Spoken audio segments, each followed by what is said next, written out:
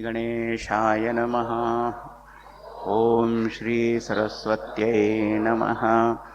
ॐ श्री गुरुभ्यो नमः। ॐ समस्तजनकल्याणे निरतं करुणामयं नमामि चिन्मयं देवं सद्गुरुं ब्रह्मविद्वरम्।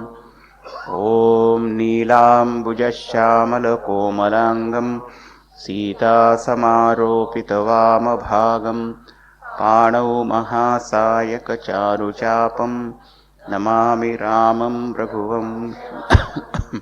ॐ अतुलितबलधामं हिमशैलाभदेहं दनुजवनकृशानुं ज्ञानिनाम् अग्रगण्यं सकलगुणनिधानं वानराणाम् अधीशं रघुपतिप्रियभक्तं वातजातं नमामि।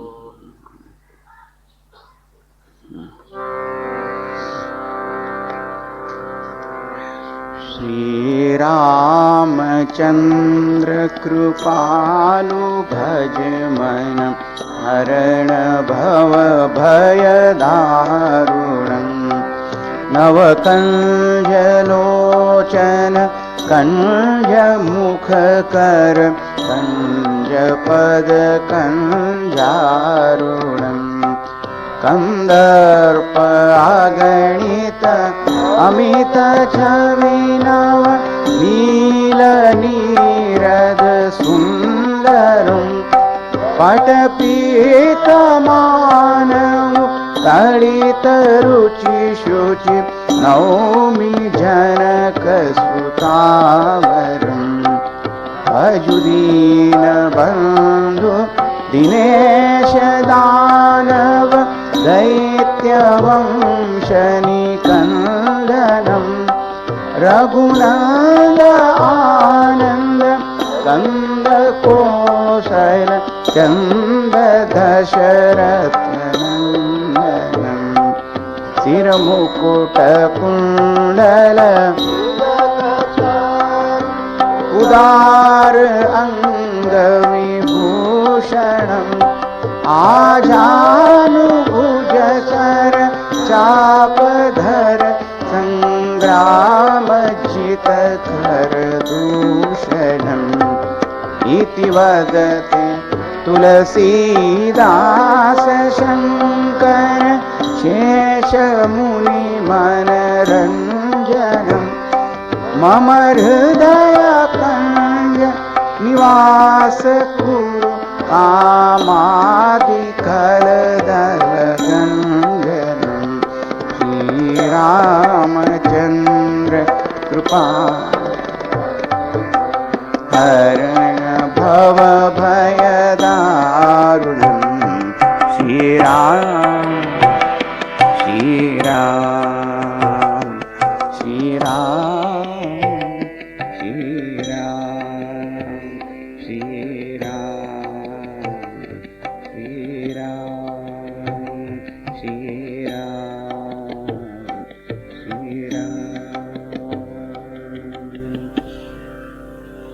श्रीराम जय जय राम। श्रीराम जय राम। श्रीराम जय राम जय जय राम।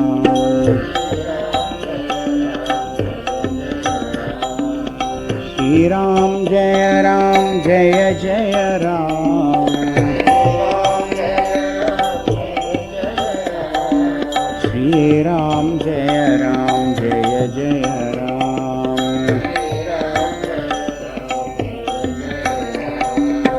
श्रीराम जय राम जय जय राम।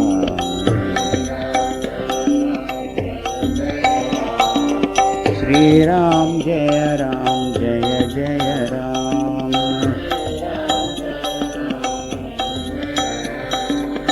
जय जय राम जय जय राम।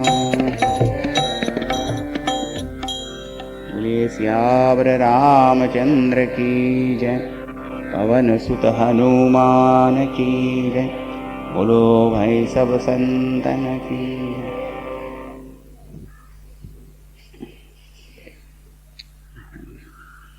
वीर राम भक्त हनुमान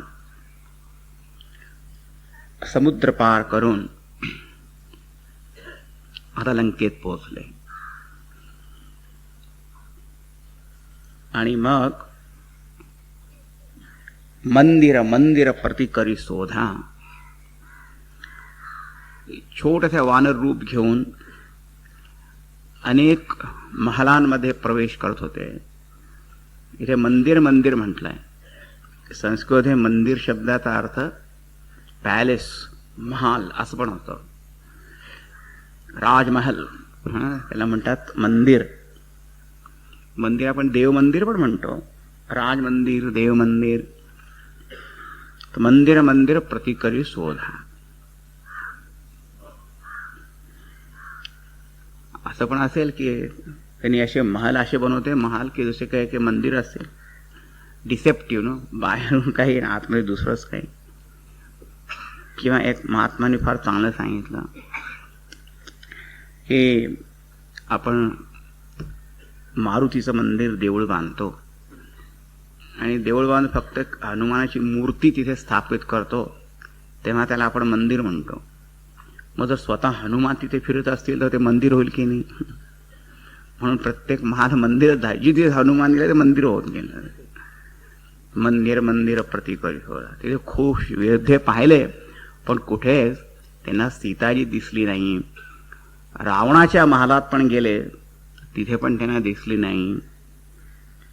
मग अशा वेळी एक घर त्यांना दिसलं. असा एक मोठा महाल दिसला की जिच्या बाहेर, घराबाहेर एक अंगणामध्ये तुलसी वृंदावन होतं आणि एका वैष्णव भक्ताचं ते घर असावं असं दिसत होतं. कारण भगवंताचे आयुध चिन्ह याचं सगळं चिन्ह तिथे अंकित केलेले होते. त्यावेळेस तिच्या मनात आलं की या रावणाच्या लंकेमध्ये ते विष्णू भक्त कोण असेल. मनात शंका आली की ही पण एक माया आहे की खरंच कोणी भक्त इथे आहे. अशी मनात शंका आल्याबरोबर म्हणजे त्यात पाहतं खरी तिथे. आणि ते घर होतं विभीषणाचं. अगदी पहाटे पहाट झाली होती बरं का, 3:30 वाजले असतील. आणि त्याच वेळेस खरं कर्मधर्म संयोग म्हणा किंवा त्यांची रोजची सवय असेल लवकर उठायची, कुंभकर्ण थोडी होते.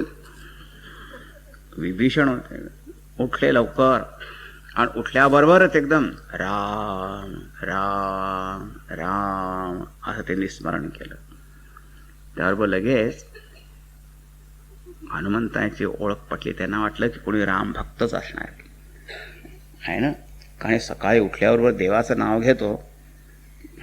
त्याच्या म्हणून काय सिद्ध होतं की रात्री पण देवाचं नाव स्मरण करूनच झोपला असेल. कारण ज्याचं आपण चिंतन स्मरण करून झोपतो त्याची आठवण सकाळी येते. म्हणून आपण चहा, कारण झोपताना पण विचार येतो की सकाळी चहा किती वाजता मिळतो हो या कॅम्पमध्ये, कुठे मिळतो, किती वाजता मिळतो. मग चहाचीच आठवण ठेवून झोपतो तर मग चहाच आठवण. सकाळी राम आठवण आलं. प्रभाते मनी राम चिंतित जावा. प्रभाते मनी चहा चिंतित जावा असं नाही. प्रभाते मनी राम चिंतित जावा. मग की साधूच याच्यात आपण ओळख करून घ्या. हनुमंताच्या मनामध्ये शंका आल्यावर असं संयोग झाला ना की देवाने त्यांच्या मनातली शंका दूर केली की भगवत भक्तच आहे. मग ब्राह्मण रूप घेऊन उभे राहिले. आम्ही यांनी पण म्हटलं राम राम. तर त्यावेळेस विभीषण इथे कोण राम राम म्हणतात. दोघांनी एकमेकाला पाहिलं आणि हनुमंताला पाहिल्यावर त्या विभीषणाला पण एक मनात प्रेम आलं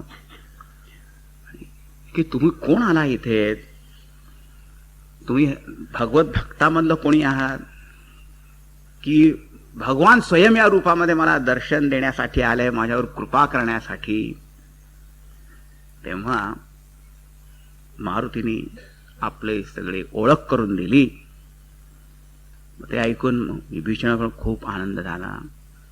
मग त्यांनी विभीषणा विचारलं तू कसा राहतो इथे. हे सांगितलं मी रावणाचा भाऊ आहे. आणि कसा राहतो म्हणजे जशी 32 दातांमध्ये जीभ.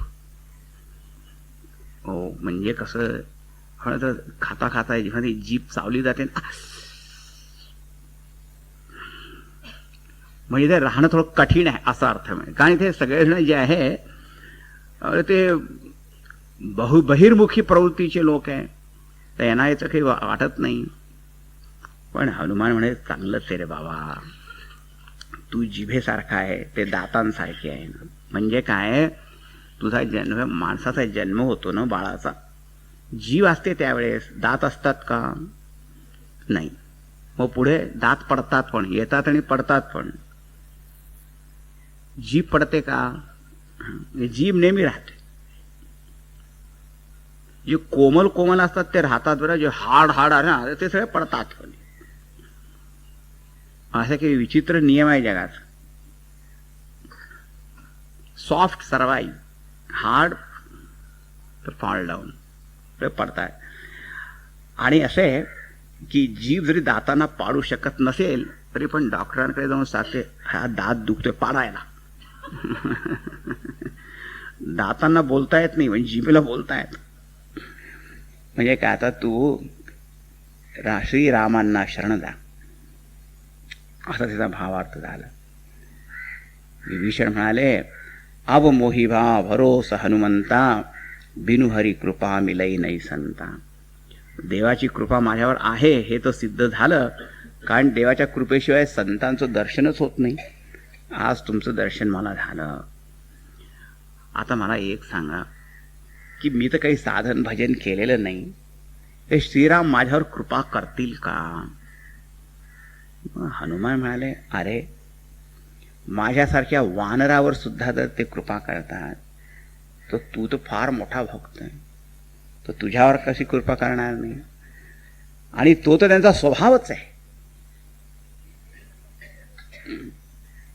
उगीच लोक इकडे तिकडे भटकत असतात, जिथे जायला पाहिजे तिथे जात नाही. आणि भगवान कसे आहे की रहती न प्रभु चित चूक किए की, कळत सुरती स्तय बार ही. कोणी जर अपराधी जरी असेल पण तो देवाकडे जाऊन म्हणाला, देवा पाही माम त्राही माम, माझी रक्षा करा, मी तुमच्या शरण आलो आहे, तर भगवान त्यांनी किती पण अपराध केलेले असतील ते सगळे विसरून जातात, मनात कधी ठेवत नाही. मागचं रेकॉर्ड पाहत नाही त्याचं, बरं का, बस. आणि तिने एकदा आठवण केली असेल तर 100 वेळा त्याची आठवण करतील, असा त्यांचा स्वभाव आहे. दोघं गोष्टी करत होते, त्यांना खूप आनंद झाला. मग हनुमान म्हणाले, अरे विभीषण, तू देवाचं नाव तर खूप घेतोय, राम नाम घेतोय, आता तर राम काम पण तर कर, जरा काही काम पण कर. काय काम करा असं म्हणजे, पहा आपली जानकी माता इथे अशोक वाटिकेमध्ये,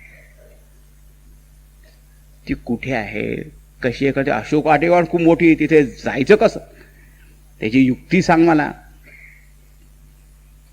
मग विभीषणाने युक्ती सांगितली कसं तिथे जायचं. का ती सिक्युरिटी तर खूप टाईट असेल ना, हाय अलर्ट नेहमी, तर त्यांनी सांगितली युक्ती.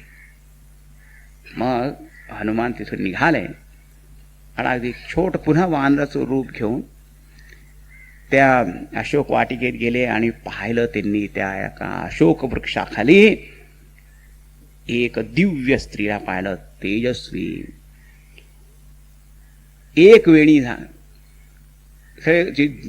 जटावेणी झाली होती. कारण असं थोडं की रोज तेल लावून आणि मग त्याचा कंगवा करून मग वेणी घालायची असं काही ना. चेहरा तसा मलिन होता दुःखामुळे, पण तेज तसंच होतं बरं का, तेज तर होतच. ती कशा, ती डोळे कशा, ते निज पद नयन दिये, तिची दृष्टी आपल्या पायांवर होती. कारण तिच्या पायांवर सुद्धा तेच चिन्ह होते जे श्रीरामांच्या पायांवर होते, पायतळांवर बरं का. फक्त त्यांच्या उजव्या पायात जे चिन्ह होते ते यांच्या डाव्या पायात होते, त्यांच्या डाव्या पायात होते, उजव्या पायात होते. म्हणजे भगवंताच्या चरणकमलांचंच ते ध्यान करत होते. तिला पाहून हनुमंताला खूपच वाईट वाटलं. पण असं समोर जाऊन काय बोलायचं थोडी असतं, कारण की त्यांची पहिले ओळख पटली पाहिजे की ही सीता आहे ना. पहिले तर कन्फर्मेशन पाहिजे. त्या झाडावर जाऊन बसले, त्या पानांच्या मागेशी लपून बसले. आता पहिला प्रश्न होता की हे पहिले निश्चित झालं पाहिजे की हीच ती सीता आहे.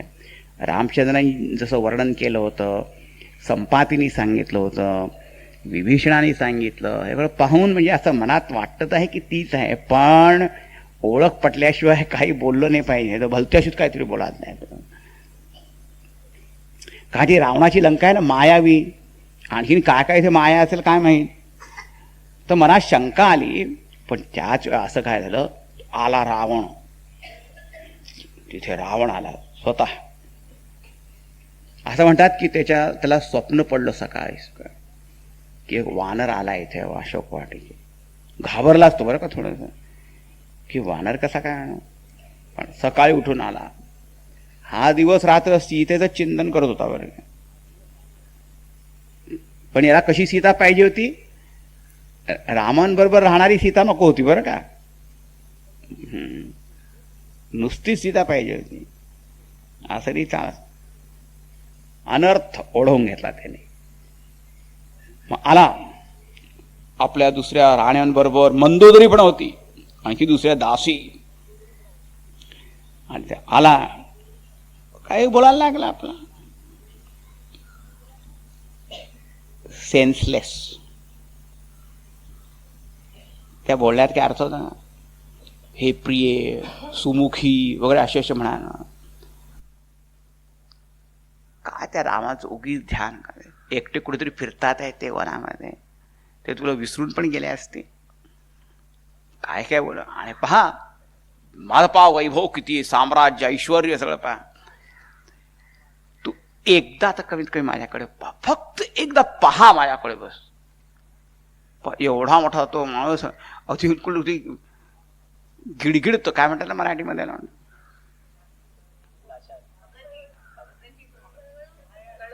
कळवळून थोडी.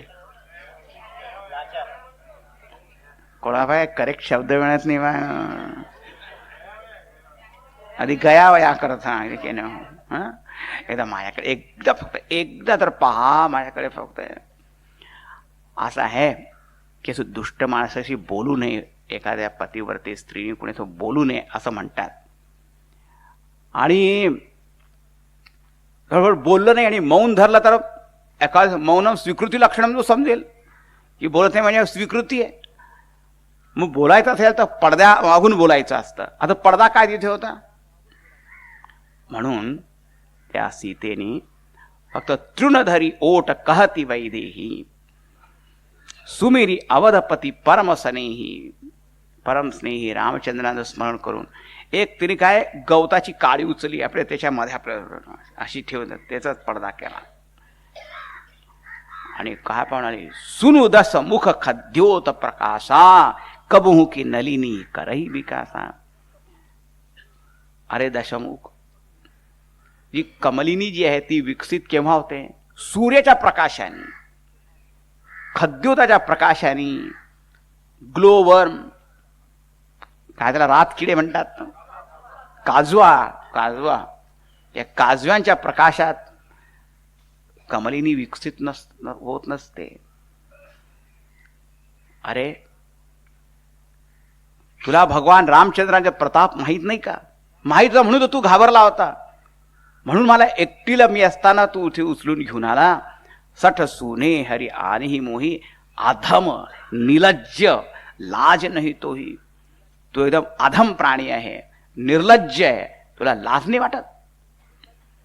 हे बघ, कोणी म्हणे एकदा निर्लज्ज म्हटल्यावर मग लाज नाही वाटत असं प्रश्न विचारण्यामध्ये काही अर्थ आहे का. त्याला निर्लज्ज म्हटलं म्हणजे निर्लज्ज माझा अर्थच की त्याला काही लाज नाही. मग असं काम पुन्हा का की निर्लज्ज लाज नाही तोही. असे कधी कधी का एखादा माणूस निलाज राहून काहीतरी करतो पण मागून त्याला लाज वाटते ना. मागून वाचले लाज.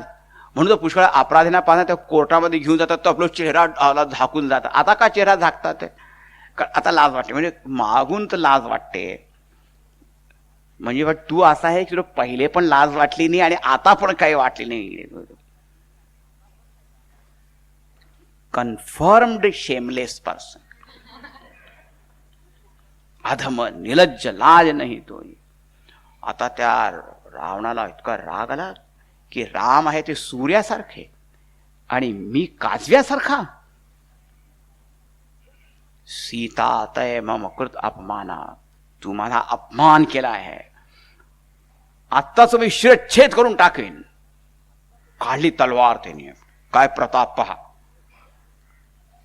शिरच्छेद कराने. आणि नाहीतर अजून सुद्धा जर प्राण वाचवायचे असतील तर माझं म्हणणं स्वीकार कर. त्यावेळेस ती त्या तलवारीला उद्देशून म्हणाली, हे खड्ग, ये माझ्या मानेवर आणि शिरच्छेद करून टाक. मला तुझी धार सुद्धा ती शीतल वाटेल. पण ह्या याचं बोलणं, हे दुष्ट माणसावर बोलणं ते फार कठोर आहे. आणि सर्वात कठीण म्हणजे प्रिय पतींचा वियोग. ते दुःख फार कठीण आहे. कमीत कमी दुःख तर नष्ट होईल. तो मारायला जाणार त्यावेळेस मंदोदरी त्याचा हात धरला. आणखी तो कोणी धरू शकलंच नसतं म्हणा. एक मंदोदरीच अशी होती की तिला काही सांगू शकत होती, थांबवू शकत होती. तो तिच्यावर कधी रागवायचा नाही. तिच्यावर काहीतरी प्रेम होतंच त्याला. पटराणी होती ती. आणि पहा, ती पण फार मोठी पतिव्रताच होती. इतका दुष्ट पती असून ती जर त्याच्याबरोबर राहिली ती बरं का.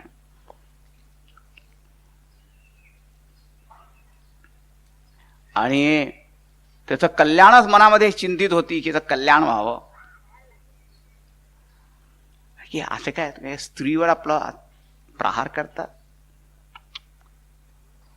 थांबला तो. म्हणाला, आता तुला 1 महिन्याची अवधी देतो.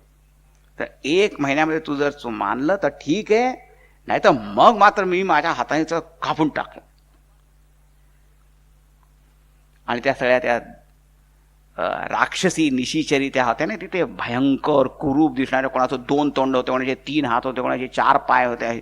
अशा विद्रूप दिसणाऱ्या त्या भयंकर राक्षसी त्या तिथे पहारा देत होत्या. त्यांना सांगितलं, हिला भीती दाखवा, प्रलोभन दाखवा, काही सुद्धा करा, पण हिच्याकडे मनवून घ्या की माझी राणी बनेल. असं म्हणून तिथून निघून गेला. आता हनुमंताची खात्री पटली की हीच ती सीता आहे. पण त्याच्या संयमावर सुद्धा आणि विवेकावर सुद्धा आपल्याला म्हणजे गर्वच वाटेल. काय त्यावेळेस हनुमंताला कसं वाटलं असेल, तुम्ही यू कॅन इमॅजिन. असं वाटलं की त्याच्या रावणाकडे जाऊन त्याची मान मरगळून टाकावी बिलकुल, असंच वाटलं असेल त्याला. पण अजून आपलं मुख्य काम झालं नव्हतं म्हणून तो थांबला. पण खात्री पटली. आता मनात विचार करतो, आता करायचं काय. हे सीता आहे तर समजलं, पण आता समोर जायचं कसं, काय करायचं. आता इकडे हात गेला महालात, या त्या सगळ्या राक्षसी आल्या तिथे, हा हो करून तिच्या अंगावर जात होत्या आणि तिला पुढे भीती दाखवत होत्या. काय की कशी तू मूर्ख आहे, इतका मोठा रावण तो तुझी विनंती करतो आणि तू काय काय काय कोण.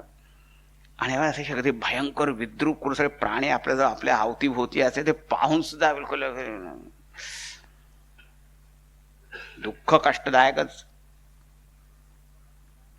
अशा वेळी अचानक एक त्यांची सुपरवायझर होती, त्रिजटा नाव होतं तिचं, त्रिजटा असं म्हणतात. ती विभीषणाची मुलगी होती असं कंबरामायणामध्ये लिहिलेलं आहे. ती विभीषणाची मुलगी ती त्रिजटा, ती पण रामभक्त होती. त्रिजटा नाम राक्षसी एका. 10व्या दोह्यानंतर थोडं आता काय संगीत पण आलं पाहिजे थोडं.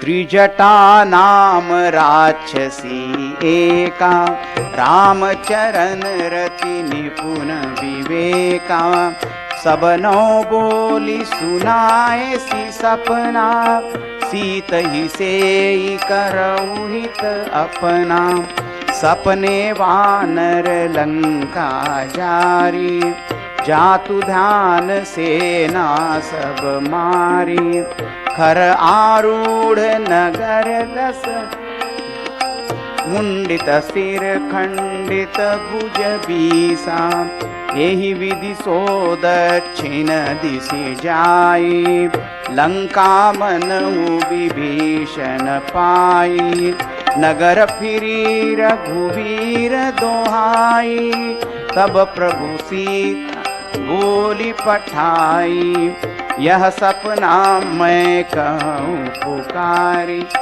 होई सत्य गए दिन चारि, तासु वचन सुनिते सब डरी, जनक सुता के चरण।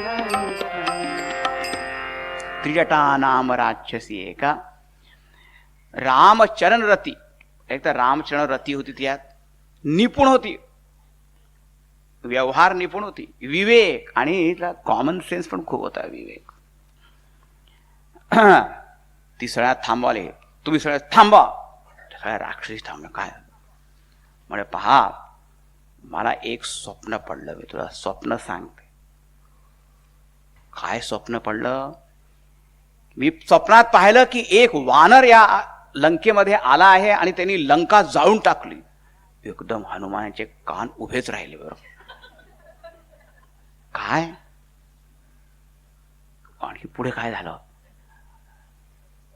मी ते नंबर 1 मी आलोच आहे इथे आणि मला खरोखर जाळून टाकण्याची इच्छा पण आहे. ठीक आहे, पुढे काय? जा तू धान सेना सब मारी, आणि त्यांनी राक्षसांच्या सेनेला मारून टाकलं. माझ्या हाताला खास सुट्टीच आहे. मग पाहिलं, खर आरूढ नगन दशशीसा, तो दशशीस रावण आपल्या बर्थडे सूट मध्ये, म्हणजे नग्न अवस्थेमध्ये त्या गाढवावर बसलाय. त्या लंकेमध्ये असताना तिची ही हिंमत होती सांगायची, बरं का. कसा आहे? मुंडित शिर खंडित भुजवीसा, सर्व शिर मुंडित झालेले आहे, भुजा सगळ्या कापून टाकलेल्या आहे, असं चाललाय तो. कुठे? दक्षिण दिशेमध्ये. दक्षिण म्हणजे मृत्यू, मेलाच तो. आणि मग लंकेचं काय झालं? हे लंकेचं राज्य विभीषणाला मिळालं. आणि मग सीता, रामचंद्र इथे आले आणि ते सीतेला घेऊन गेले. आणि मी सगळ्या ठिकाणी मग काय पाहिलं की रामाचे जय जयकार होतो आहे. आणि तुम्हाला सांगते, मी हे स्वप्न 2-4 दिवसात सत्य होणार आहे. यह सपना में कहूँ विचारिस, होई ही सत्य गये दिन चारी. आता तिने असं म्हटल्याबरोबर तासु वचन ते सब डरी. हे बघा, इथे तुम्ही पाहाल, याच्या छंदामध्ये अर्ध मात्रा कमी आहे, बरं का. पाहिलं काय? तासु वचन ते सुनीते सब डरी, असं म्हणून सोडं आणखी वाढवावं लागतंय. ते सब डरी डरी, जनक सुता के चरणनी परी. मत नाही तर ताल बिघडेल, बरं का. मग कोणी म्हणलं, काय छंदभंग झालाय, ते चांगली रचनानी छंदभंग झाला. म्हणे नाही, हे नाट्यकाव्य आहे, बरं का. कारण जेव्हा माणूस घाबरतो तेव्हा त्या तोंडातून पूर्ण शब्द कधी निघत नाही. ट्राय. जेव्हा भीती वाटते त्या निघतात शब्द, तेच दाखवले पाहिजे. ते तासु वचन ते, असं वाचलं पाहिजे. तासु वचन सुनी ते सब डरी, जनक सुता के चरण आणि परी. घाबरले पण त्या सीतेच्या चरणावरच पडल्या त्या सगळ्या. तुलसीदासन ते नाट्यकाव्य. आणि मग तिथून त्या नमस्कार करून निघून गेल्या, दूर लांब कुठेतरी निघून गेल्या. आता कोणी म्हणेल, अरे त्या सीतेची सेवा करायला सांगितलं तर दूर कशा गेल्या? असं आहे की दुष्ट लोक जर दूर निघाले तर तीच फार मोठी सेवा आहे. आणखीन काही सेवा करायची काही गरज नाही. एखादा चोर घरात घुसला आणि चोरी न करता निघून गेला तर हीच त्याची फार मोठी सेवा आहे. बरोबर, आणखीन काही करायची गरज नाही मग. आणि एका दृष्टी तीच सेवा होती, कारण आता हनुमंताला एकांत मिळाला पाहिजे ना, की त्या सीतेशी बोलायचं आहे, तर संदेश द्यायचा आहे. तर हळूहळू काय होतं, ते गेल्या. मग सीता त्या त्रिजटाला म्हणाली, तिला आई म्हणते बरं का, मा तू विपत्ती संगिनी, तू माझी आई आहे. कारण या सगळ्या संकटामध्ये एक तूच अशी आहे की जिच्या मनामध्ये माझ्याविषयी काहीतरी दया आहे. तर तू माझी खूप सहायता केली, मदत केली. तू आता एक आणखीन कर. काय की आता मला हे रामयोगामध्ये तर जीवन जगणं मुळीच आवडत नाही, असह्य झालंय. तू आता इथे चिता आहे तयार कर, मी त्याच्यावर बसेल, मग तू त्याला आग लावून दे. आता कोणी कोणाला आई म्हणेल आणि म्हणे की चिता माझ्यासाठी लाव. कसं काय? ती चतुर होती. त्रिजटाला वाटलं की हिचं धैर्य जे आहे त्यात सुटत चाललंय. तुला काय रामप्रतापाचं विस्मरण झालं का? तुला भीती का वाटते? असं का वाटतं राम येतील?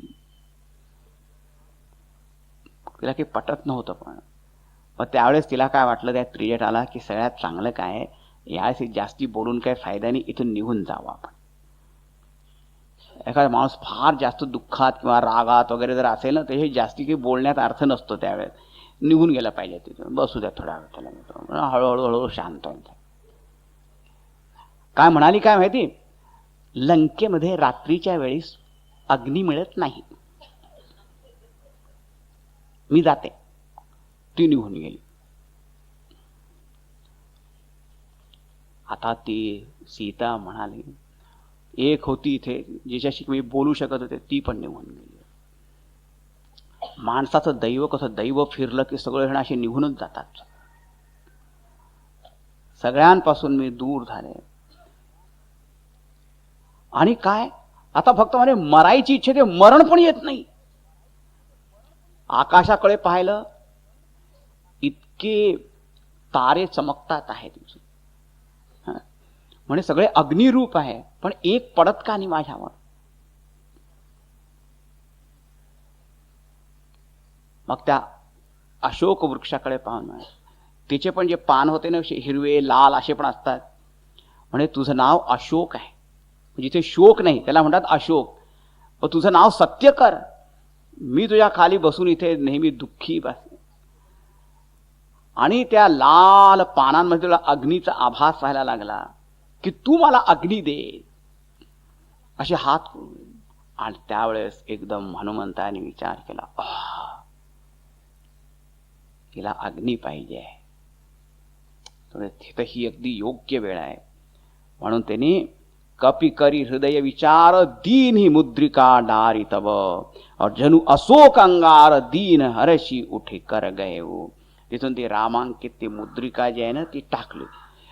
पहिले सीतेला वाटलं जणू काय त्या अशोक वृक्षाने तिला एक अंगार दिलाय, धरलं. पण एकदम शीतल होत. उघडून पाहिलं तर तिथं अति परिचित अंगठी, त्याच्यावर रामनाम लिहिलेलं. खूप आनंद झाला. मग एकदम दुःख, एकदम चिंता. ही रामाची मुद्रिका इथे आली कशी? काय कोणी त्यांनी चोरून आणली की त्यांना मारून आणली? पण रामांना मारेल कोण? त्यांना मारून तर आणू शकत नाही. कोणाची अशी हिंमत होईल की चोरून घेऊन येईल? असं तर नाही की नकली तर नाहीये, इमिटेशन असेल.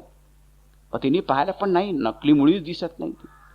कारण ती ही अशी अंगुठी आहे की कोणी सुद्धा त्याला ब्रह्मदेव पण करू शकणार नाही, त्याला निर्माण करू शकणार. मग आता काय?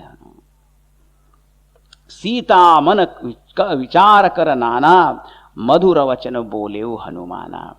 आणि त्यावेळेस हनुमंताने विचार केला की आता ह्यावेळेस मी काय करू?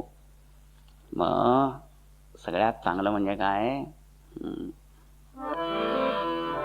रामचंद्र गुण बरने लागा, सुनत ही सीता कर दुख भागा, लागी सुने श्रवण मन लाई, आदि हुते सब कथा सुनाई, श्रवणामृत जे कथा सुहाई, कही सो प्रगट होती किन भाई, तब हनुमंत निकट चली गयऊ, फिर बैठी मन विस्मय भयऊ, रामदूत मैं मातु जानकी, सत्य शपथ करुणा निधान की, यह मुद्रिका मातु मैं आनी, दीन राम तुम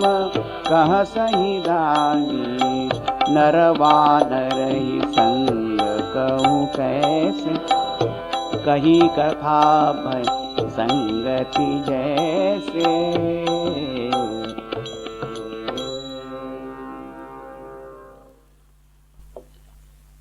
रामचंद्र गुण बरणे लागा. मधुर स्वरामध्ये त्यांनी रामायण गायला सुरुवात केली. गीत मारुती संगीत मारुती. रामायणाची रचना हनुमंतांनी पण केलेली आहे. हनुमंतांनी पण रामायण लिहिलेलं आहे. अच्छा, मग गीत गायला सुरुवात केली.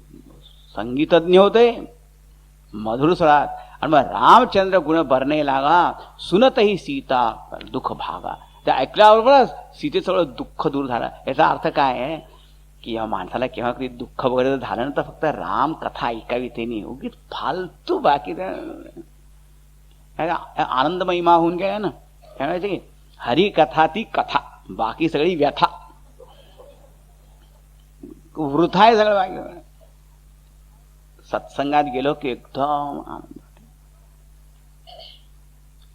लक्ष ती ऐकायला लागली. म्हटली कथा सांगितली. मग ती म्हणाली की ती अमृत तुल्य अशी कथा जिने ऐकवली तो समोर का प्रकट होत नाही. म्हणजे समोर येणं. त्यावेळेस हनुमंताची एक चूक झाली. नाही तर कधी विचार केल्याशिवाय ते काही काम करत नव्हते बरं का.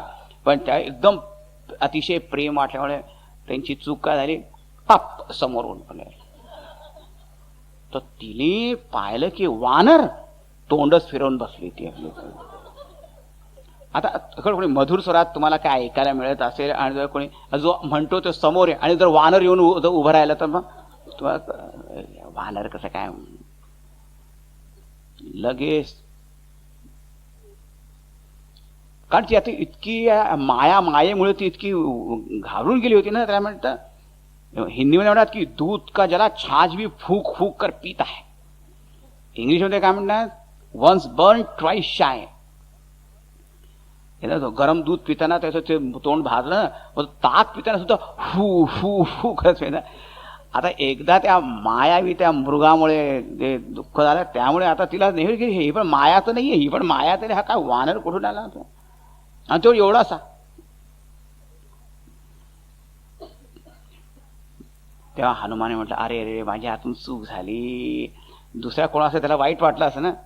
तुम्ही कोणाच्या घरी गेला, तुम्हाला बोलवलं आणि तुम्ही पोहोचल्यावर ते दरवाजा बंद केला तुमच्यावर, मग कसं वाटेल ते. पण म्हणे माझीच चूक झाली. म्हणे हे माता रामदूत, मी रामदूत आहे. सत्य शपथ करुणा निधान की. मी करुणा निधान भगवानची शपथ घेऊन सांगतो. असं म्हणतात की सीताजीला रामचंद्रांचे अनेक नाव आवडत होते, पण सर्वात प्रिय त्यांचं नाव करुणा निधान हे त्यांना फार आवडायचं. म्हणून सीतेला नमस्कार करताना सुद्धा तिने असं म्हणलं की जनक सुता जग जननी जानकी, अतिशय प्रिय करुणा निधान की. करुणा निधान म्हटल्याबरोबर तिला वाटलं की हा दूत आहे. हे माता, ही अंगठी मी आणली, चोरून आणली नाही, मारून आणली नाही. रामाने स्वतःहून मला ती अंगठी दिली आहे, ओळख पटावी म्हणून. तिचा विश्वास असल्याने ती म्हणाली की नर आणि वानर यांची मैत्री कुठून होणार, कशी झाली.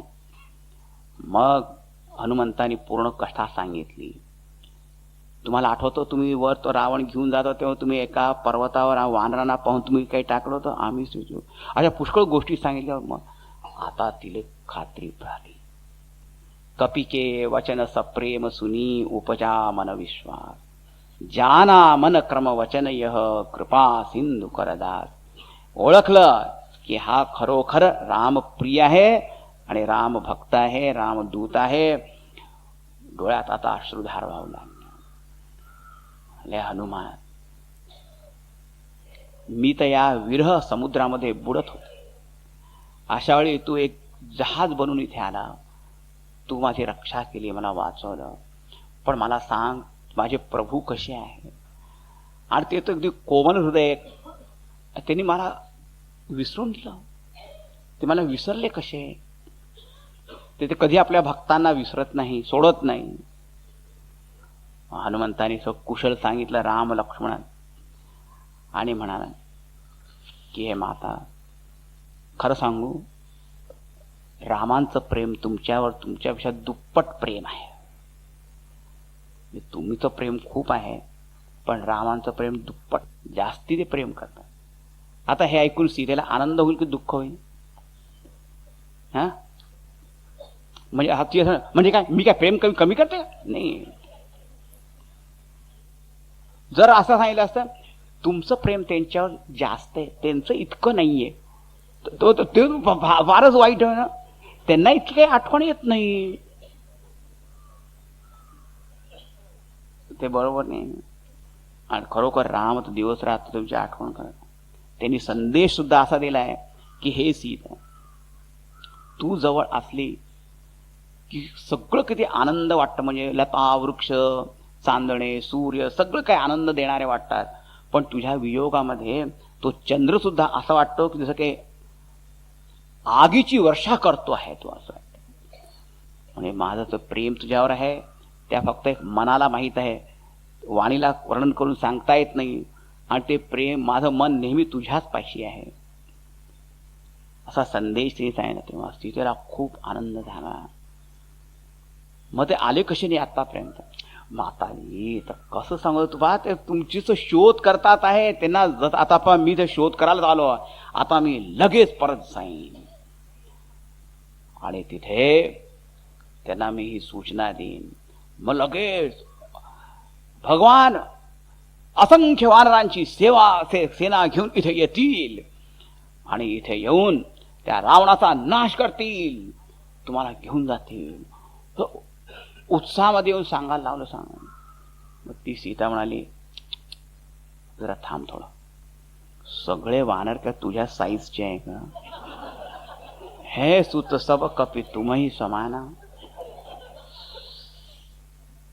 असे छोटे छोटे असे वानर जर ते घेऊन आले, जात धान भटा अति बलवाना, सगळे बलवान असे छोटे छोटे छोटे छोटे.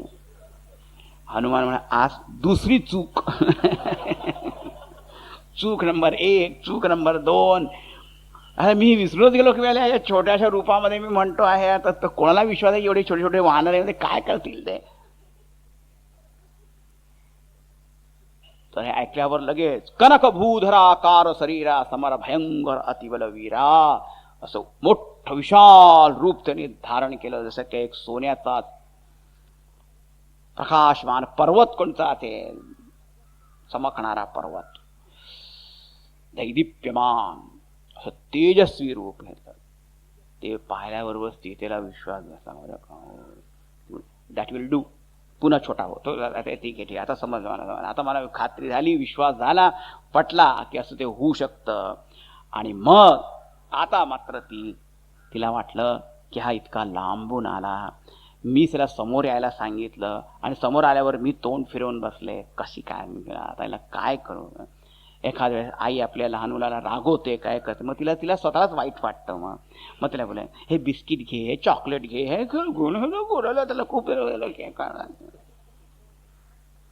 आता इथे सुद्धा ती पण काय म्हणायला लागली की आता पहा, खूप आशीर्वाद द्यायला सुरुवात केली तिने. बरं का, आशीर्वाद हे पहा 16व्या दोह्यानंतर, 16 दोह्यानंतर मग काय म्हणतात, मन संतोष सुनत कपिबानी, भगती प्रताप तेज बलसानी, आशिष दीनी राम प्रिय जाना, हो हुतात बलशील निधाना, अजर अमर गुण निधि सुत हो, करहु बहुत रघुनायक छो।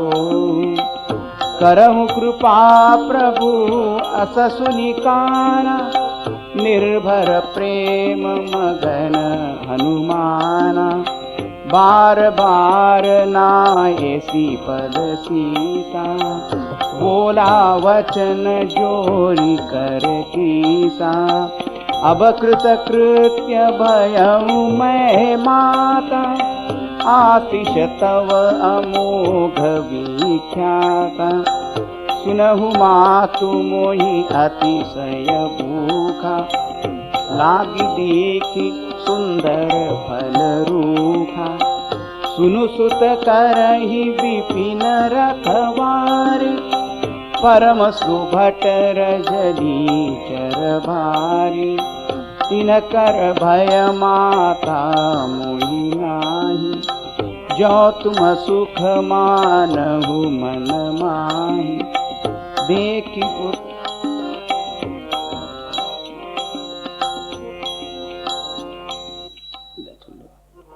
रिदम बिघडले. मन संतोष सुनत कपिबाणी. आता आनंद झाला बरं का, आणि तिला वरदान द्यायला सुरुवात केली, एकानंतर एक वर. पहिला वर रामप्रिय म्हणजे रामप्रिय आहे, राम यांच्यावर खूप प्रेम करत आहे, समजलंय, यांना पण रामप्रिय आहे असे झालं. चालेल. हो हुतात बलशील निधाना. हे प्रिय पुत्र पहा, ह्या तर वेळेला हनुमान सारखं आई आई म्हणत होते, पण सूत त्यांनी पण म्हटलं बरं का, तू माझा मुलगा आहे, पुत्र रूपाने पाहिलं, म्हणून हनुमंताला खूप आनंद झाला. तू तर बल निधान हो, शील निधान हो. शील म्हणजे चारित्र्यवान. आता बल निधान तर हनुमान बलवान तर होते, हे काय वर दिला, बलवान तर होते. असं आहे की बल आस्तपटे नेहमी टिकून राहतं का? माणसाचं बल असतं ना, शक्ती. अरे लहान मूळ बाळ असे, किती शक्ती असे त्याच्यात, मग युवक झाला मग शक्ती आहे, मग म्हातारा झाल्यावर अंगम गलितम परितम मुंडम दशनविनम जातम दंडम, जर्जर जर्जर व्हायला लागलं. आता पूर्वीसारखं खाणं सगळं होत नाही. पहिले 20-20 लाडू असेच खाऊन जातो तो.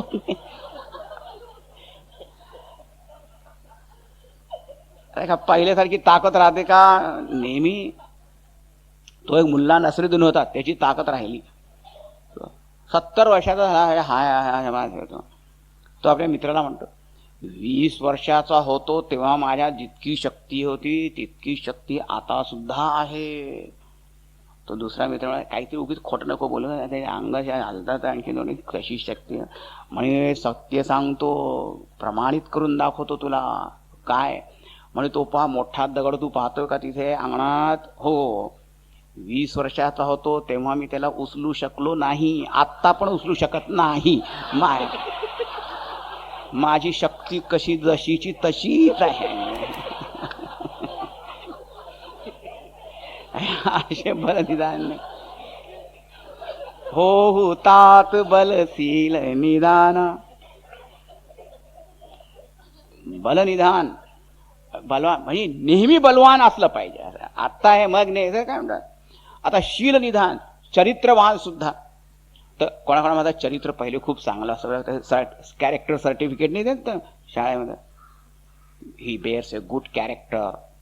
मग त्याला बँकेमध्ये नोकरी मिळाली बरं का, मग गडबड केली. मग ते का तुम्ही त्याला कॅरेक्टर सर्टिफिकेट दिलं होतं? अहो तेव्हा चांगलं होतं ते चरित्र, पण मला पैसे पाहिल्यावर काय झालं काय माहिती. असं होतं की नाही. एक माणूस दुसरा म्हणाला की मी ऐकलं की तुम्ही एक अकाउंटंट शोधतात आहे. म्हणे हो, पण तुम्ही परवाच एक त्याला अपॉइंट केला होता ना, म्हणजे त्यालाच तो शोधतोय.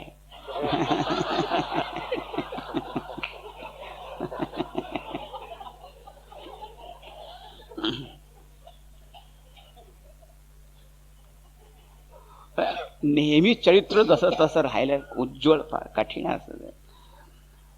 अनुमान ठीक आहे, फार काही आनंद झाला. तू अजर हो, अमर हो, गुणनिधी हो, हे ऐकलं तर काही फार विशेष त्यांना आनंद झाला नाही. मग म्हणाली ती की करहू बहुत रघुनायक चो, अरे रामचंद्र तुझ्यावर पुत्रासारखं प्रेम करो. अगदी ते ऐकल्यावर हा वरदान ऐकल्यावर आता खूप आनंद वाटला. म्हणे दिस इज गुड. हे अजर अमर बलवान तर ठीक आहे. राम प्रेमाशिवाय सगळे शून्य. मग पुन्हा पुन्हा नमस्कार केला. म्हणून माता तुम्ही जे आशीर्वाद येते नेहमी अमोघच असणार. आता मी कृतकृत्य झालो. हिच्यासाठीच आलो होतो. आता मला कृतकृत्यता वाटते. आणि पण लगेच म्हणाले सुनहु मातु मोही अतिशय भूखा. आई मला फार भूक लागली. इथे झाडांवर चांगले चांगले फळं पाहून मला भूक लागली. हे बा मुलाला भुकेची आठवण आईला पाहूनच येते की नाही. शाळा सुटली, पाठी फुटली, आई मला भूक लागली.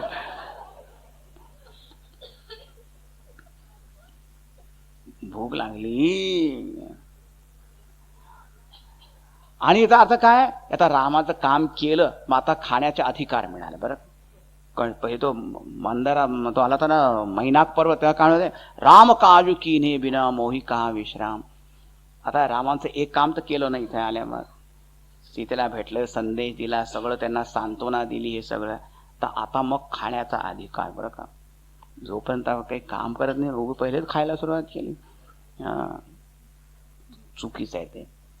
मग सीता म्हणाली अरे ते तर ठीक आहे, पण इथे असे मोठे मोठे अक्राळ विक्राळ हे भयंकर पहारेकरी सगळे उभे आहे ना, राक्षस हे काय.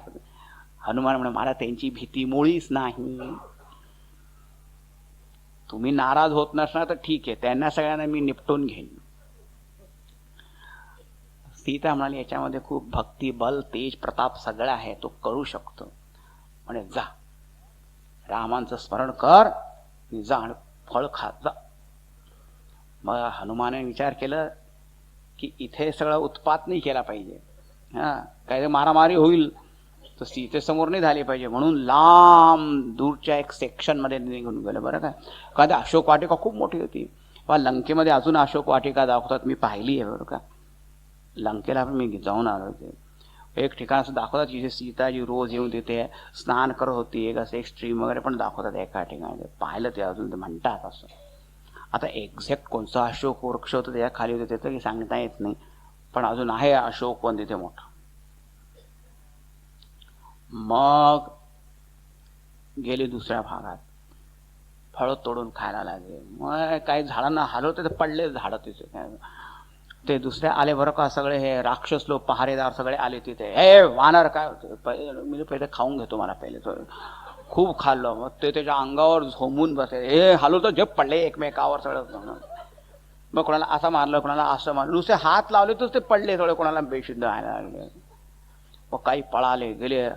मग रावणाच्या दरबारात नाथ हे गावा कपी भारी, एक मोठा वानर आलाय, त्यांनी सगळे अशोक वाटिका उजाळून टाकली आहे. मग तुम्ही काय करत होता तिथे, थांबवलं नाही.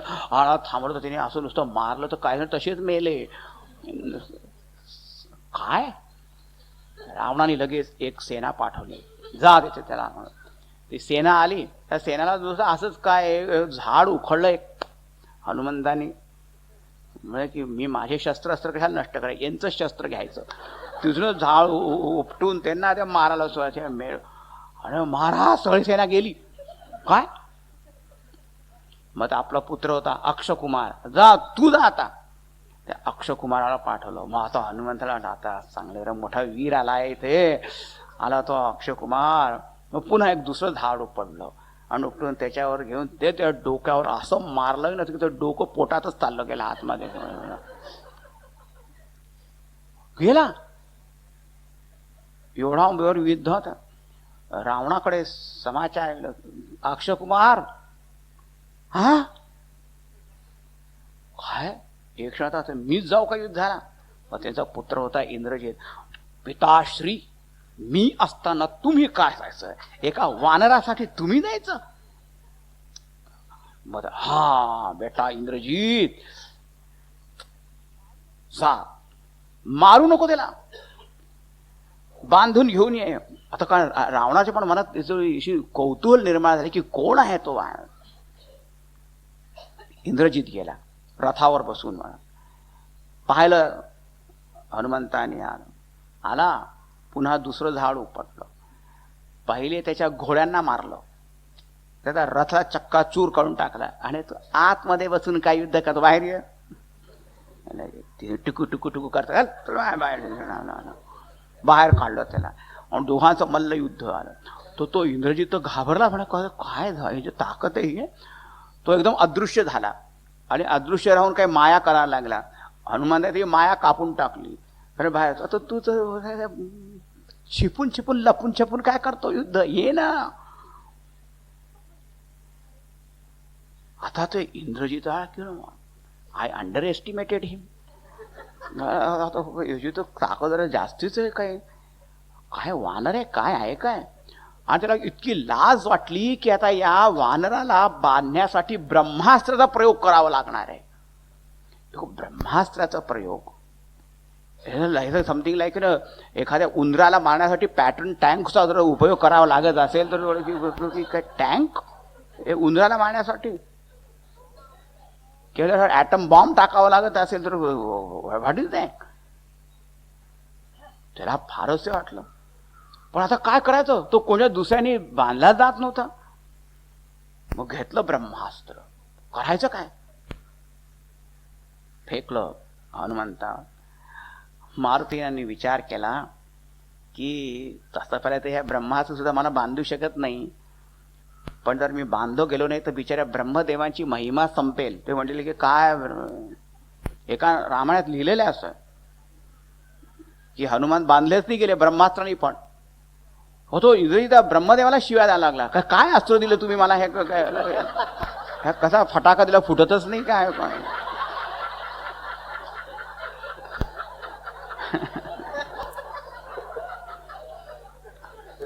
मग ते ब्रह्माची त्या हनुमानाला नमस्कार म्हणा, अरे बांधून घे रे, तर माझं सन्मान, माझी लाज ठेव तू. मग ओके ठीक आहे, बांधून घे. पण इथे असं नाही सांगितलं. इथे म्हणाल की स्वतःनीच विचार केला की त्यांची महिमा ठेवली पाहिजे. मग बांधलं. तो इतका घाबरला होता तो इंद्रजित की ब्रह्मास्त्र बांधल्यानंतर पुन्हा एक नागपाशाने पण बांधलं. म्हणजे तो एक ब्रह्मास्त्राचा पण एक अपमानच होता. आणि मग सगळ्या राक्षसांना म्हणा घेऊन चला यांना. हनुमान म्हणाले चला या निमित्ताने त्या रावणाशी जर दोन गोष्टी बोलता येईल. तिथे मी पाहिलं फक्त झाडावरून, आतापर्यंत बोलता पण येईल त्याच्याशी थोडं. I will try to put some sense in his head. जाणार नाही मला माहित आहे, पण कमी ट्राय तर करू शकतो. सभेमध्ये उभे निशंक. आणि मग तिथे पाहतात काय, हे इंद्रादी दिक्पाल सगळे सगळे देवता हात जोडून उभे त्या रावणासमोर. हनुमान वा वा वा, रामांसमोर पण हात जोडून उभे येतात आणि इथे पण येतात, दोघा ठिकाणी नमस्कार. काय करायचं होतं. आणि आता त्यांची हिंमत त्या हनुमानकडे पाहण्याची होत नव्हती बरं का, या देवतांची.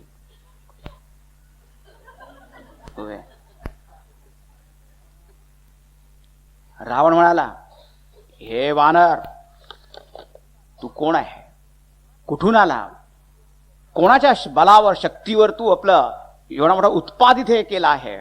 माझी अशोक वाटिका तू नष्ट केली, माझ्या राक्षसांना मारलं, तू माझं नाव ऐकलेलं नाही,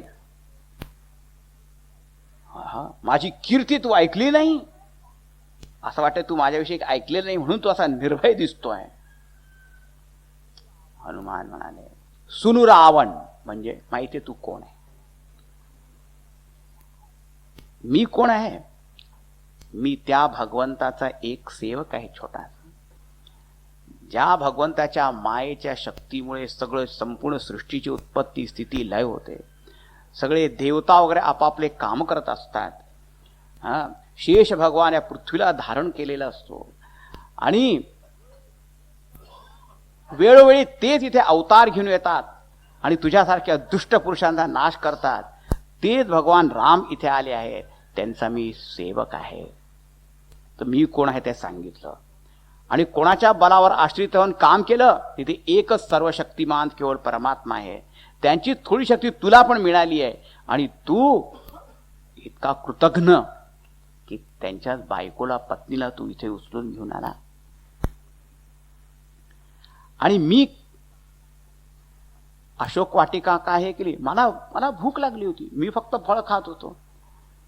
मग ते दुसरे तुझे आले, तुझे सैनिक मला मारायला लागले. तर ज्यांनी मला मारलं त्यांना मी मारलं, ते मेले, त्याला मी काय करू? ते होतेच कच्चे सगळे असे. मग तुझ्या पुत्राला पाठवलं, त्यांनी मला ब्रह्मासनाने बांधलं, इथे आणलं. मला त्याचं काही वाटत नाही, कारण मला तर फक्त प्रभूचं काम करायचं आहे. मला बांधले गेल्याची काही लाज नाही वाटत. हे बंधन काही बंधन नाही. आणि तुझी कीर्ती मी ऐकली आहे की नाही? खूप ऐकली आहे. मला माहिती आहे तू कोण आहे. एक वाली नावाचा वानर होता, त्यांनी तुला हरवलं होतं आणि आपल्या काखेमध्ये धरून घेऊन गेला होता. तोच तू रावण आहे ना?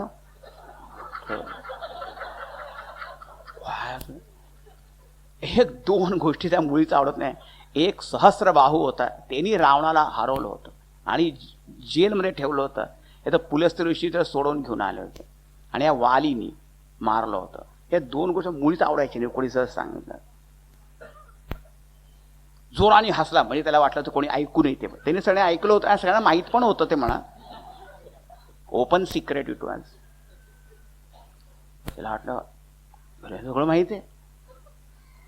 हनुमान म्हणाले, प्रणतपाल रघुनायक करुणा सिंधू खरारी गये शरण प्रभु राखिये तव अपराध विसारी. करुणा सिंधू भगवान रामचंद्र आहे, तू त्यांना शरण का जात नाही? तू खूप मोठे मोठे अपराध केले, म्हणजे खरं म्हणजे अक्षम्य अपराध केलेले आहे. पण अजून सुद्धा जर तू त्यांच्या रामचंद्रांना शरण गेला तर अजून सुद्धा ते सगळे विसरून आणि तुला तुझं कल्याण करतील. हा असा अभिमान जो मोहमूल आहे, शोक देणारा आहे, तो अभिमान तू सोड. असं सगळं सांगितल्यावर सुद्धा त्याला काही थोडी पटलं. महाअभिमानी होता, हसला, म्हणे आला. या जगामध्ये एक वानरच वाचला होता मला गुरु उपदेश देण्यासाठी, कोणी दुसरं कोणीच नव्हतं इथे. चुप बस. मला वाटतं आता तुझे मृत्यू जवळ आलेला दिसतोय. हनुमान म्हणे उलट होणार आहे, तुझा मृत्यू जवळ आलेला आहे आता. रावण म्हणत, हा इथे बोलत बोलत चालेल, इथे कोणीला मारत का नाही? मारायला. तो पुष्कळ राक्षस धावून गेले मग त्याला मारण्यासाठी, कारण ते बांधलेले होते ना म्हणून. जशी आपली शूरवीरता त्या वाघ सिंहासमोर केव्हा असते माहिती? जेव्हा राणीच्या बागेत जातो तेव्हा. ते जोपर्यंत त्या पिंजऱ्यामध्ये आहे तोपर्यंत त्याला अंगठा दाखवतो. पण तो पिंजरा असून गर्जना घेतो, घाबरत सुटेल बघ तिथून. त्यावेळेस विभीषण आले आणि विभीषणाने सांगितलं, एक दूत आलाय, त्याला मारून टाकणं योग्य नाही, उचित नाही, त्याला काही दुसरं दंड द्या. रावण म्हणा, अच्छा विभीषण येऊन मला सांगलं. म्हणे ओके. कपी के ममता पूछ पर. सगळे म्हणतात की जे कपी जो वानर आहे ना, त्याची ममता जी प्रेम आहे ते कशावर आहे? जैसे कपी के ममता पूछ पर, जैसी वीरप्पान की मूछ पर.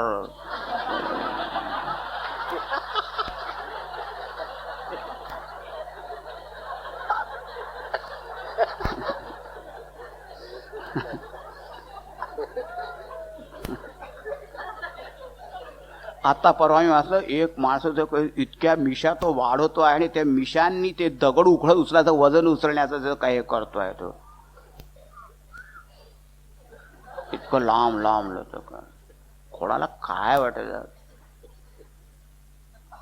तो इतक्या त्याला तेल तूप लावून लावून वाढवतो. आणखीन मग जर कोणी एखादी रात्री विनोद कोण कापून टाळतो, दुसऱ्या दिवशी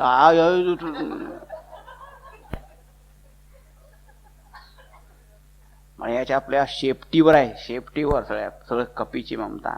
तर असं करा की तुम्ही आपले कपडे जुने घेऊन या, त्याला तेलामध्ये टाका आणि मग त्याच्या शेपटीवर बांधा आणि मग लावून द्या त्याला आग. मग त्याची सगळी शेपटी जळेल. शेपूट रहित हे वानर जाईल आपल्या स्वामीकडे दाखवला ते. This monkey without his tail will go to Rama and tell his tail.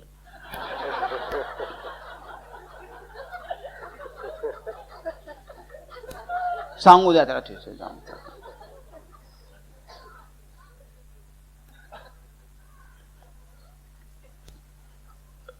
हनुमंताला खूपच आनंद झाला. म्हणे वाह वाह, रावण स्वतःच लंका दहनाची तयारी करतो आहे. आता मला कोणी दोष पण देऊ शकणार नाही की मी लंका जाळे. ते सपने वानर लंका जारी. मी असं विचार करत होतो की लंकेला जाळायचं कसं, हा स्वतःच तयारी करून देतोय सगळे. आणि ते असे मूळ राक्षस पण होते, असे गेले आपापल्या घरी उत्साहाने आणि सगळे कपडे तेल मध्ये बुडवून बुडवून आणत होते आणि बांधत होते.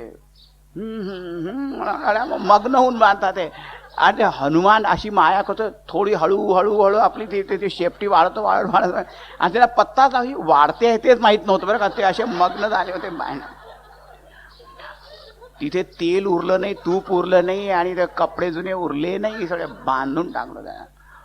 एवढं मोठं चांगलं आहे शेपूट सगळं. मग फिरवाला सगळ्या त्या नगरामध्ये. मग ते ढोलक वगैरे घेऊन ते पुढे जात होते. कोणी त्यांना असं मारत होतं वगैरे, ते शिव्या देत होतं, अंगठा दाखवत होतं, जीभ दाखवत होतं, सगळं अपमान करत होते. आणि म्हणे करून घ्या करून घ्या करून घ्या.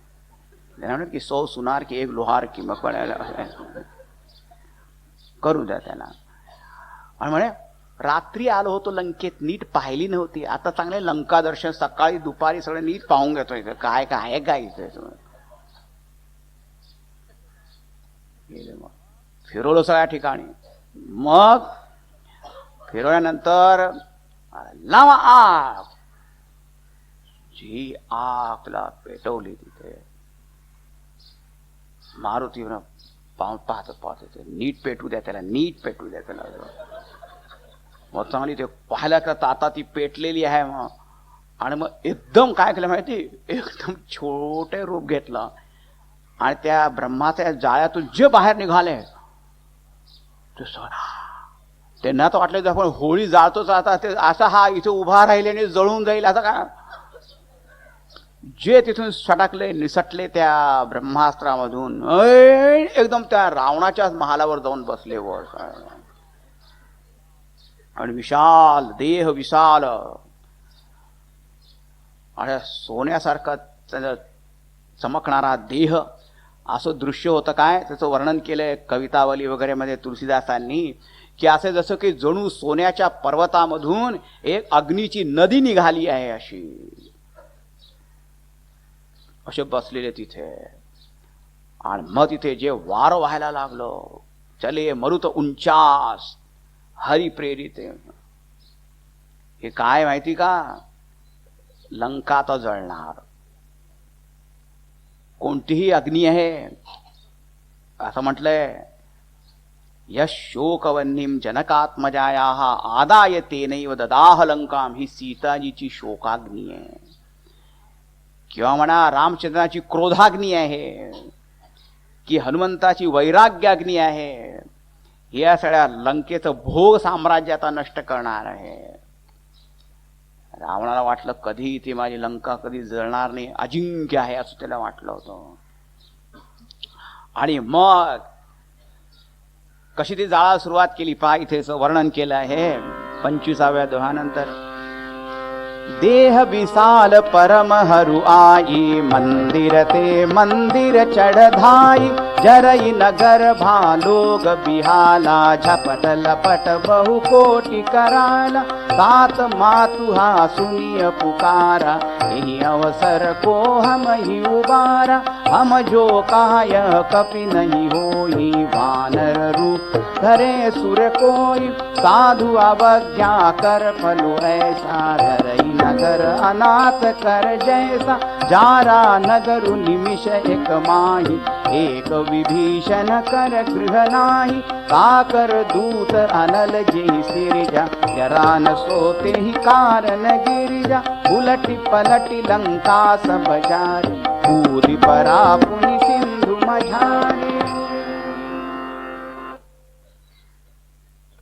विशाल देह, पण एकदम हलका बरं का. कोण खूप भारी भरकम शरीर असेल तो इथून उचलून तिथे जायला सुद्धा करता सोड लोक उठायला. देह विशाल पण एकदम हलका आहे. उचलून या एका महालावरून दुसऱ्या महालावर, तिसऱ्या महालावर जे चालले आहे उडी मारत. आणि इतके स्विफ्ट त्यांची ऍक्ट होती. इथे पाहणार आता वाहन इथे दिसतो, आता तिथे दिसतो, आता तिथे दिसतो. तो कुठे कुठे काय समजत नाही, काय किती रूप धारण केले असं वाटत होतं. मग सगळे जण आता ओरडा लागले, आई गा बापरे काय माता ताता सगळ्या. मग एक म्हणाला, मी पहिलेच म्हणत होतो. काय काय पहिले म्हणत होता की हा कोणी वानर नाही. तू काही म्हणत नव्हता, तू सुद्धा तेच म्हणत होता. बांधा त्याच्यावर कपडे तूच आणले होते, तू तेल पण टाकलं होतं सगळं. आता काही सांग म्हण. काही की लोक असतात नाही म्हणजे मैंने पहले ही कहा था. काही पहिले कहा था तूने भी कुछ नहीं कहा था.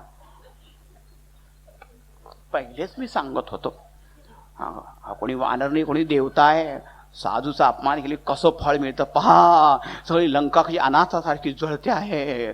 कवितावलीमध्ये वर्णन केलंय की तो रावण जो होता ते फायर ब्रिगेडचा कामालाच येत नव्हते त्यावेळेस. त्याने इंद्रालाच हे केलं, अरे इंद्रदेवता मुसळाधार वर्षा कर जसे प्रलय कालची.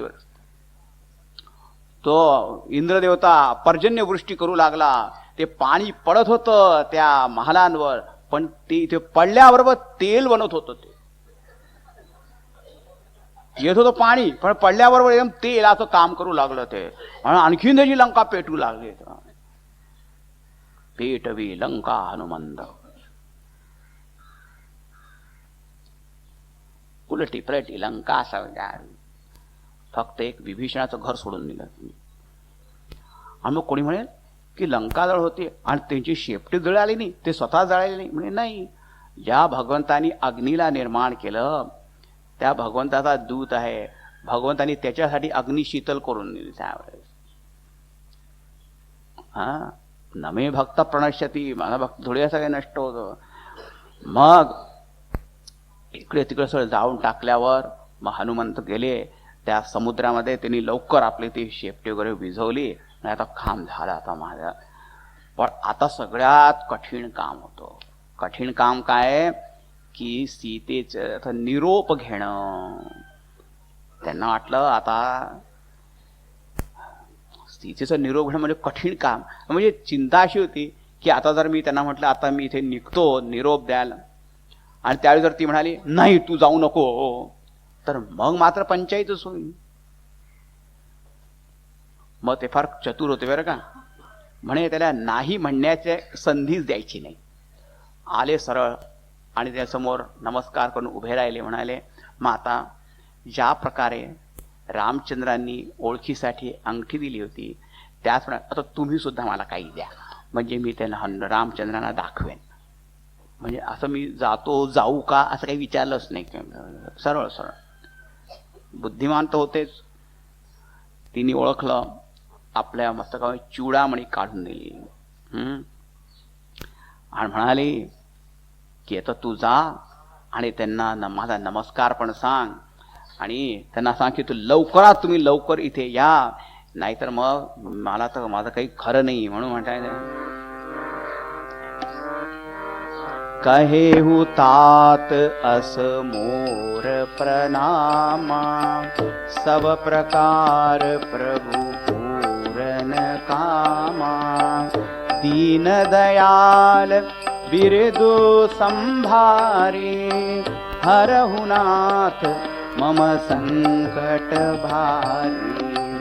तात सक्र सुत कथा सुनाएहु, बान प्रताप प्रभु समुझाएहु.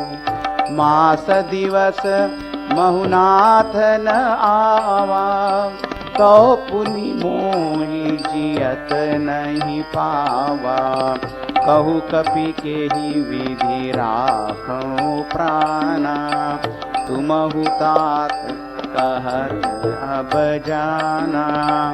तो ही देखी शीतली भई छाती, पुनि मो कहूँ सोई दीनु सोराती.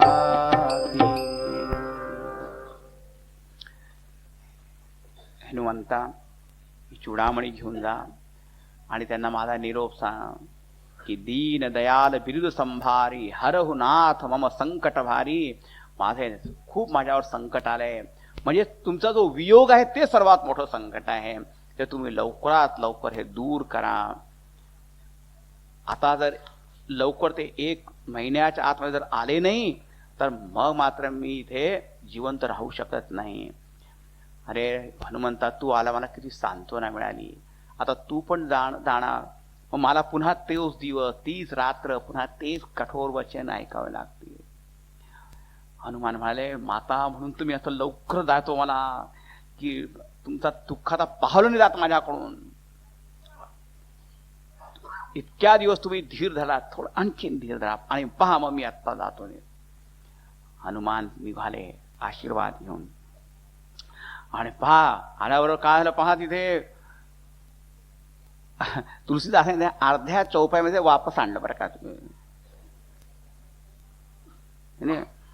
चलत महाधुनी गरजेसी भारी गर्भस्रवहि सुनी निशिचर नारी. नागी सिंधुए पारही आवा सबद किल किला कपिन सुनावा. हर्षे सब बिलोकी हनुमान नूतन जन्म कपिन तब जाना. मुख प्रसन्न तन तेज विराजा कीने श्री रामचंद्र कर साजा. हनुमान वेगाने उडत आले आणि इतक्या वेगाने आले की ते दुसऱ्या पुन्हा तटावर आले. सगळे जण वानर प्रतीक्षा करत होते आणि लांबून पाहिलं. मुख प्रसन्नता तेज विराजा, चेहऱ्यावर प्रसन्नता आहे, तेज आहे. त्याच्यावर समजलं ना की नेसी रामचंद्र कर काजा, यांनी रामाचं काम केलं. अध्यात्म रामायण असं लिहिलं की ते आले दृष्टा सीता. मुख्य जे सांगायचं असतं, नाही तर काय की लोक जे त्यांना कामावर पाठवते कधी लवकर मुख्य काय झालं ते सांगणारच नाही. लांब कोणा निरोप सुद्धा तू त्यांना जाऊन भेटून येते, हे पत्र देऊन घेऊन ये पुन्हा त्यांचा निरोप. मग मी बस स्टँडवर गेलो, मग ती बस आली पण ती भरलेली होती, मग निघून गेलो. अरे ते झालं पण तू हळूहळू सांगतो. मग तिथे पोहोचल्या, त्या घराला ताळा लागला होता, कुलूप लागलं होतं. असं वाटत त्याचं गावात डोकऱ्या आपटावं त्या एखाद्या भिंतीवर. अरे तर मुख्य सांगायचं ते दृष्टा सीता, बस झालं. That is the main news. Sita पाहिली, सीता पाहिली, सीता ओळख आहे. मग काय त्यांना इतका आनंद झाला, त्यांनी हनुमंताला उचललं, उकडी शेपटीचं चुंबन करू लागलो. काय काय करायला अरे वानर अशीच प्रेम दाखवतात आपले सगळं. मग पण हनुमान म्हणे थांबायचं नाही, चला चला चला लवकर. पूछत कहत नवल इतिहासा. आणि जशी विचार होते तसे ते सांगतोय, असं स्वतःहून काही नाही मी असं केलं तसं काही नाही. पण त्या सगळ्यांना इतकं चांगलं वाटत होतं की आमचे हनुमान फॉरेन रिटर्न आहे आता. मग खूपच कौतुक वाटत होतं. मग ते सगळे ती सीता कशी आहे, काय आहे, ते रावणाची लंका कशी आहे. मग ते असे पोहोचले, मधुबनात पोहोचले. सुग्रीवाचं ते वन होतं. बस श्रेणावर आता खूप फळ खायचे. ते तिथे पहारा देणार होते, ते थांबवा लागले. युवराज अंग खा खा आज खा. मोकळीचे धावत गेले, सुग्रीवाला सांगितले, सगळे आले. सुग्रीव म्हणाले काम करून आले असतील म्हणूनच, नाही त्यांची काय हिंमत होती फळ खायची, त्याला घेऊन या. मग ते घेऊन आले. कसं सगळं कुशल आहे म्हणे, सगळं कुशल आहे. आता चला लवकर रामचंद्रांकडे. मग ते रामचंद्रांकडे गेले आणि रामचंद्रांकडे गेले आणि मस्त भगवंतांनी सगळ्यांना कुशल विचारली. त्यावेळेस जांबवानी काय म्हणाले पहा, हे 29व्या दोह्यानंतर फार सुंदर आहे. हे पहा जांबवान मोठी विलक्षण व्यक्ती बरं का. तिकडे हनुमंताला त्यांनी रामचंद्रांचं यशगान करून दिलं होतं, यश सांगितलं होतं. आता इथे रामचंद्रांपुढे हनुमंताचं यश सांगतात आहे बरं का. Even though he was the man of the match है ना. हनुमान जेव्हा दोन्ही मॅन ऑफ द मॅच, बाकी सगळे बरोबर होते. जामवंत कह सुनु रघुराया, जा पर नाथ करहु तुम दाया। ताहि सदा शुभ कुशल निरंतर, सुर नर मुनि प्रसन्नता ऊपर। सोई विजयी विनयी गुण सागर, तासु सुजस त्रैलोक उजागर। प्रभु की कृपा भयउ सब काजु, जन्म हमार सुफल भाजु। नाथ पवन सुत कीनि जो करनी, सहसहु मुख न जाई सोबरनी।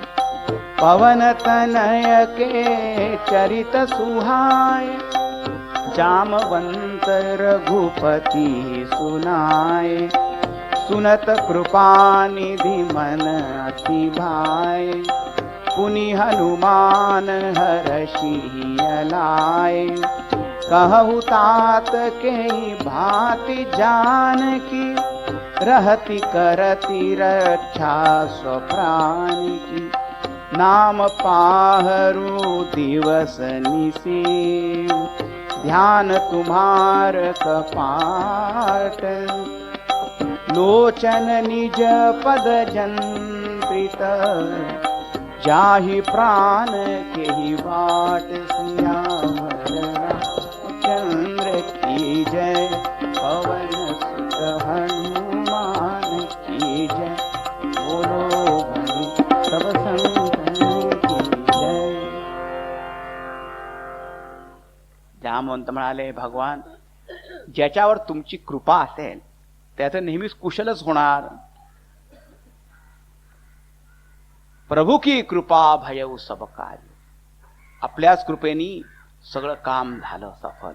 जन्म हमार सुफल भाल, आणि आज आमचा जन्म पण सुफल झाला की तुमचं काही सेवा आम्ही करू शकलो. आणि हे नाथ पा हनुमान कसे होते, ते सगळं काही श्रेय स्वतःला घेण्याचा नव्हता, त्यांचा विचार कधीच नव्हता. पण हे पण कसे निष्ठावान होते, प्रामाणिक होते. म्हणे आम्ही सगळेजण बरोबर तर गेलो होतो, पण नाथ पवन सुत कीनी जो करणी, सहसौ मुख न जाई सोभरणी. पण या पवन पुत्र हनुमंतानी जे काम केलं ते हजारो मुखांनी पण वर्णन करून सांगता येत नाही. आणि मग त्यांनी पवनताने हनुमंताचे सगळे चरित्र सांगितलं. रामचंद्रांना खूप आनंद झाला. त्यांनी हनुमंताला हृदयाशी धरलं. पहा, भक्त जे आहे ना, भगवंताचे गुण ऐकून प्रसन्न होतो, आणि भगवान भक्ताचे गुण ऐकून प्रसन्न होतात. म्हणाले हनुमंता, जर सांग ती सीता कशी राहते, जरा तू सांग. म्हणे कशी राहते, तिचं दुःखात आता मी कधी वर्णन करून सांगू शकत नाही. फक्त एकच सांगायचं आहे की तुम्ही आता उशीर करू नका, लवकर निघा. तिचे प्राण जसे आता निघू पाहतात आहे की नको देवराया अंत आता पाओ, प्राण हा सर्वथा जाऊ पाय. कसं नाम आहे, मुखात नाम आहे, हृदयात तुमचंच ध्यान आहे, आणि दृष्टी फक्त तुमच्या चरणकमळावर खिळून राहिली आहे. आणि म्हणून ते नाम जे आहे ना, ते प्राण जाऊ नाही देत. कारण त्या नामाला वाटतं की ते नाम घेत असं माझे जे प्राण निघून गेले, तर सगळी नामाची महिमा काय राहिली मग. आणि डोळे सुद्धा जे आहे प्रेमाश्रूंनी भरलेले आहे, कारण डोळ्यांना सुद्धा एक आशा अजून लागलेली आहे की रामचंद्राचं दर्शन होईल. म्हणून आता तुम्ही वेळ करू नका, लवकर निघा. भगवान त्याकडे पाहत राहिले, हनुमंताकडे. म्हणे फार मोठी गोष्ट, सुनु सुत तोही उरीनमय नाही. हे सुत, तुझ्या ऋणातून मी मुक्त होऊ शकत नाही. आता एक फार मोठी गोष्ट ही सगळी सांगितली की तसे तर हनुमान पहिले रामचंद्रांना भेटले, व सीतेला मागून भेटले. पण त्यांनी कधी पहिले त्यांना सूत म्हटलंच नाही. आपलं पुत्रांनी म्हणून कधी हाकानी मारली रामचंद्रांनी त्यांना. पहिले त्या पुत्र म्हणून हाक कोणी मारली?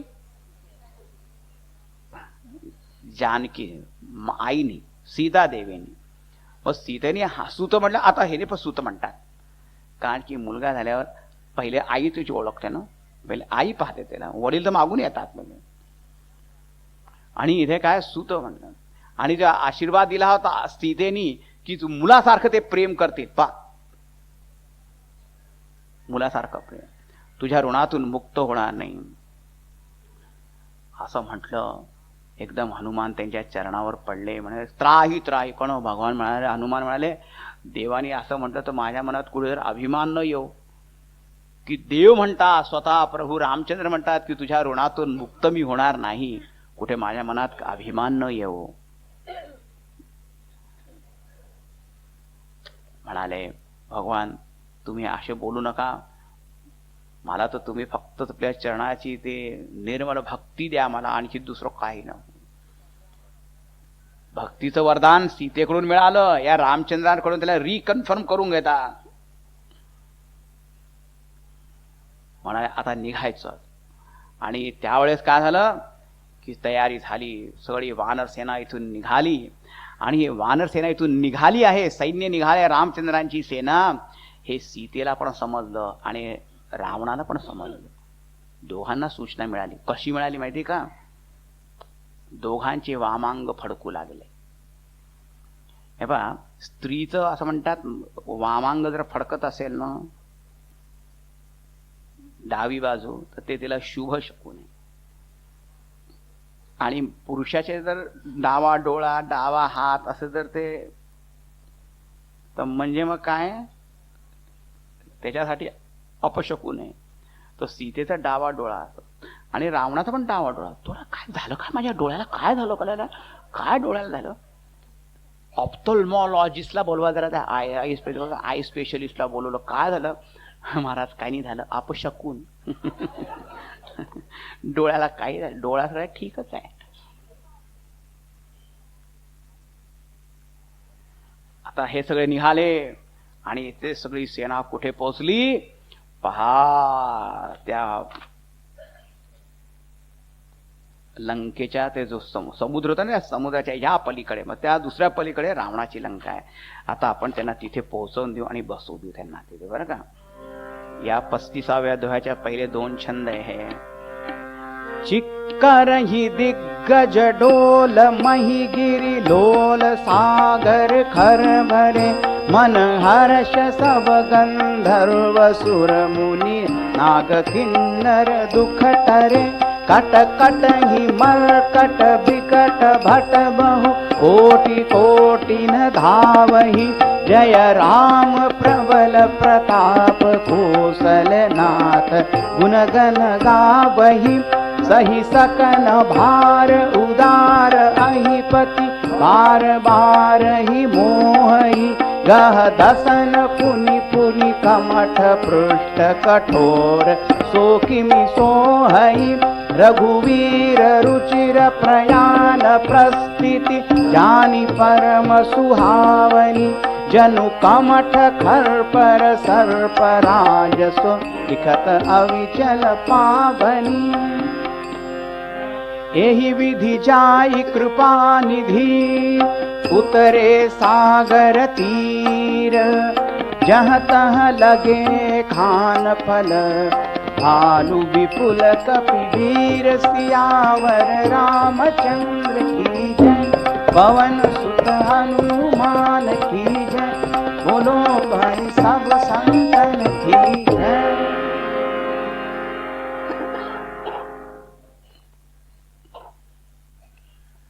शिवकांची इथे समज हनुमंताचं यशगान हे झालं. आता पुढे रामचंद्राचं यशगान या सुंदरकांडामध्ये होईल. दुसऱ्या रामायणांमध्ये तर सुंदरकांड इथेच संपतं. दुसरा कथाचा भाग युद्धकांडात दिलेला आहे, पण इथे कांची नगरी 2 शिवकांची विष्णुकांची, त्या विष्णुकांची पण इथेच आलेली आहे. आता आपण दुसऱ्या सत्रामध्ये ती कथा आपण पाहू. वीर मारुती गंभीर मारुती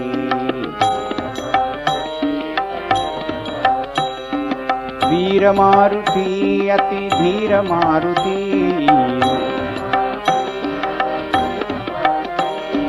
गीत मारुती संगीत मारुती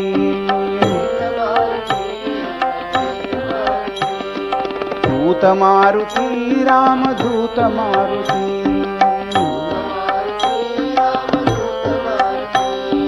दूत मारुती रामदूत मारुती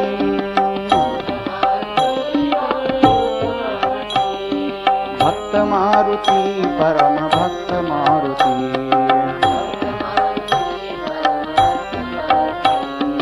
वीर मारुती गंभीर मारुती गंभीर मारुती गंभीर मारुती